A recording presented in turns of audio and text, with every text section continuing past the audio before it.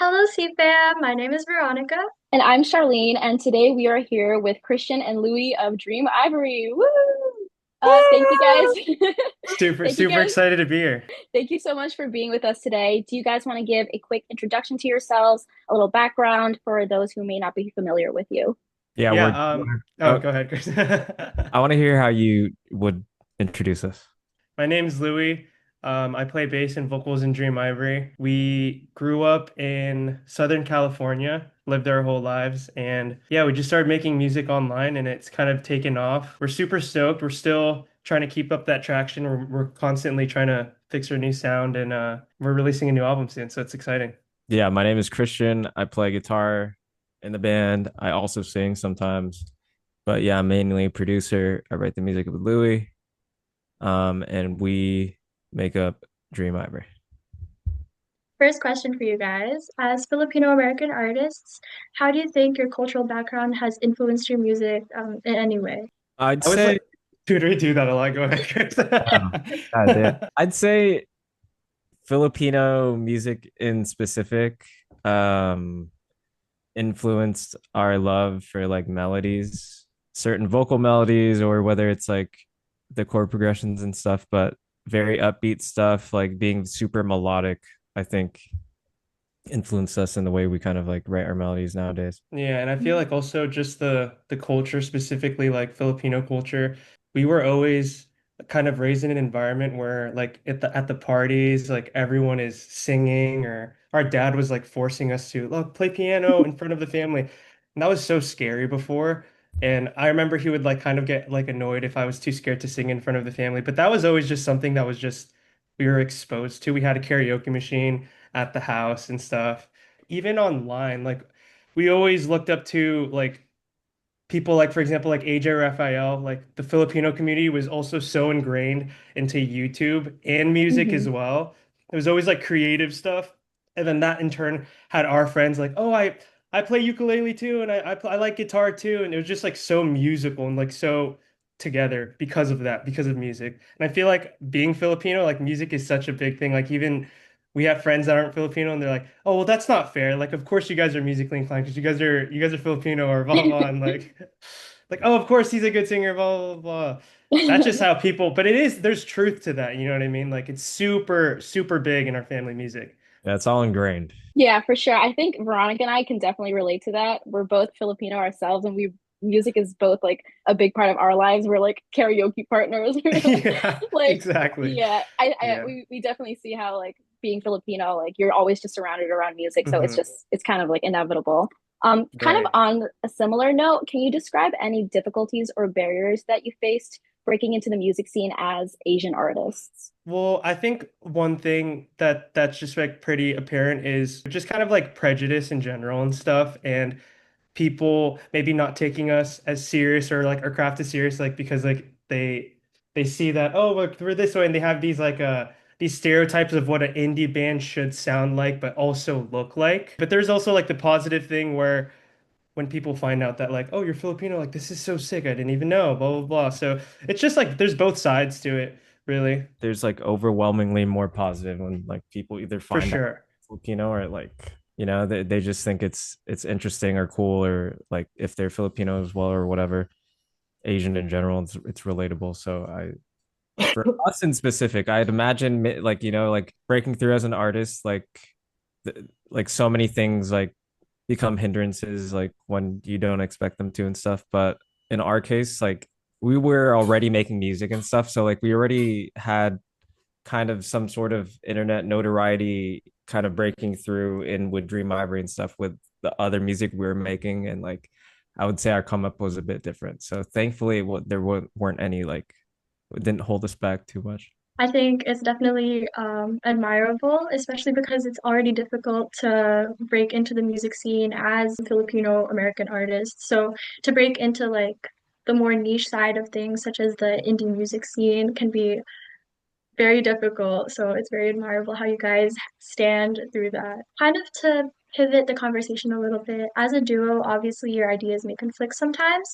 So I just kind of wanted to know the creative process and what it looks like for the both of you, as well as how you guys compromise well enough in order to collaborate and not compromise your individual perspectives on things? I think that's a good question, especially the compromising our individuality. But I feel like it's kind of an interesting dynamic that Christian and I have. Christian produces, I would say like he primarily like that was what he was doing before Dream Ivory sort of took off, and this kind of became like this main thing that we're doing. But because he knows what he wants, when I present an idea that's so different, it's something that he would have never thought of. Like I would have never thought to do it like that. If one of us says an idea and it's actually just like whack, like one of us could like say that without hurting the other one's feelings, and we'd be like, no, wait, yeah, you're probably right. Yeah, like to Louis' point, there's like a bigger skill gap of like production in terms of like laying an idea down and recording it and doing all that. Like I can get that down so fast versus Louis. What I enjoy about that and what was scary for him at first is the fact that he can present an idea like he said, and it's like seeing his like kind of like idea for the band from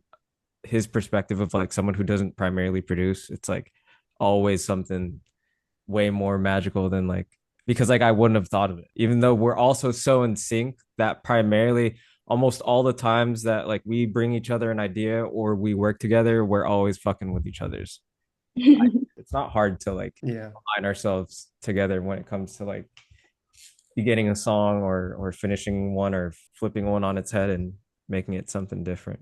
And if an idea isn't, for example, like if an idea that one of us is presents to another isn't used, it doesn't really feel like a compromise. We're always constantly like going back in our vault and like seeing like, oh, this idea, maybe we weren't feeling it, but then like 3 months later, we're like, this is sick. Everything that we work on in the moment, it feels natural and it feels like that's what we should be working on at the moment.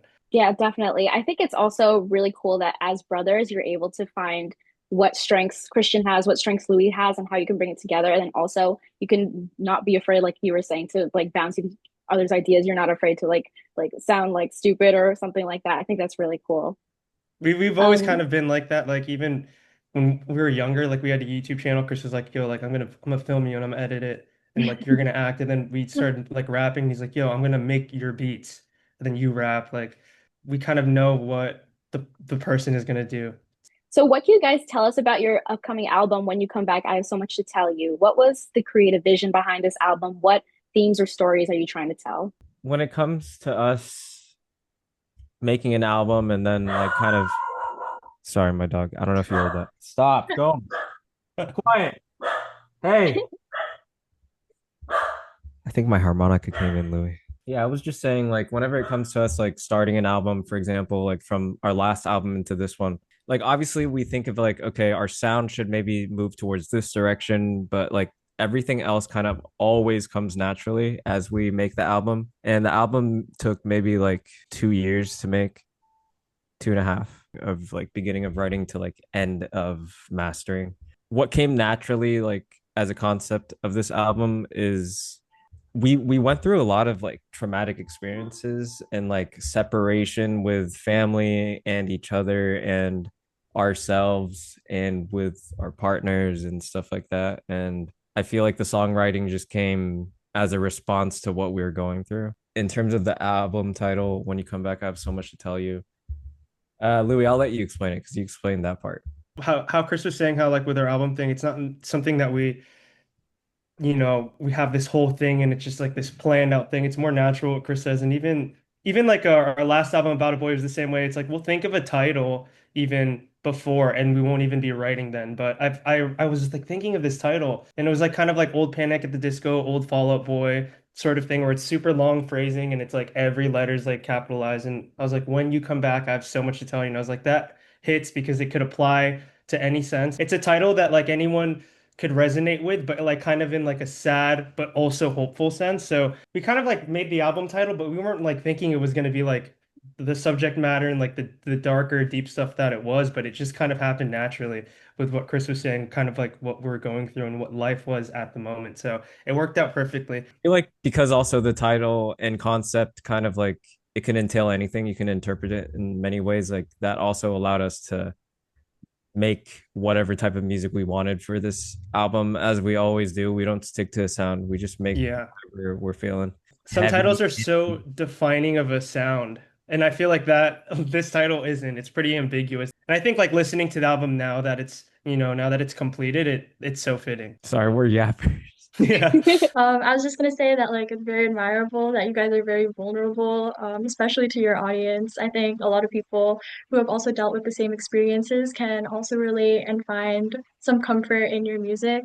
This isn't one of the questions, but I just wanted to ask if you think that your experiences also kind of change the way the next album is produced. Like you said that you make music based off of what you guys are feeling in the moment. So obviously this album is very different from your previous album, and I just want to hear more about that type of experience. Yeah, I would say that also lends a hand in like the production process of it. To answer that question in just a broader scope, it's been almost 10 years since we've been active and stuff, and like we've been releasing music for a while. So I think production wise, I think we just like tried to actually intentionally put as much effort as we could into the production of it rather than just kind of going with the flow, because I tend to just go with the flow in terms of production and I usually like what comes out of it. And I think we actually saw like there be a difference versus like the way we did the last album. I feel like this, you could hear the difference.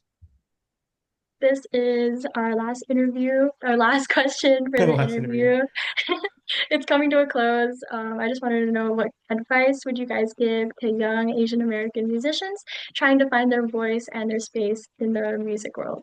Dude, okay, be proud of where you came from, like, feel powerful about it, like that shit's a superpower, bro. Yeah. You got to be proud. As Filipino Americans, like we're in this space and we're trying to like get up for y'all and shit. And like I feel like whoever continues to like make music in this space or whatever type of creative space, like keep pushing your shit. Be proud of like where you came from and like find a community that you can kind of like reside in. You know what I'm saying? That's what we did.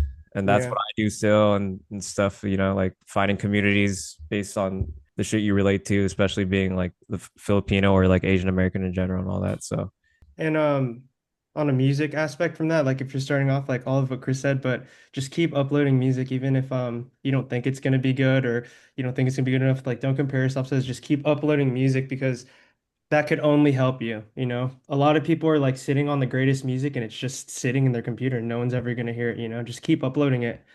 If you change your sound changes, but at least it's there. yeah, and that's what we tell everyone too, bro. Like if you wanna, you know what? I was about to go on another tangent, but that's I already lost the thought. That's good. No, I really like what you said about community because I think community is one of the strongest values of Zero, and that's something that we really try to promote. So hearing how much community has helped you through your music journey, that's just really inspiring and like helpful for us to hear. 1,000%. Yeah, for Well, sure. thank you guys again. Thank you, Christian Thank and you Louis, guys. Dream Ivory, for taking the time to speak with us today. Before we end the interview, do you have anything else that you want to share with the audience, or maybe even any questions for us? Anything you want to promote? We're trying to go to the Philippines soon. Nothing's planned, but we didn't forget about the Philippines. We didn't forget about Asia.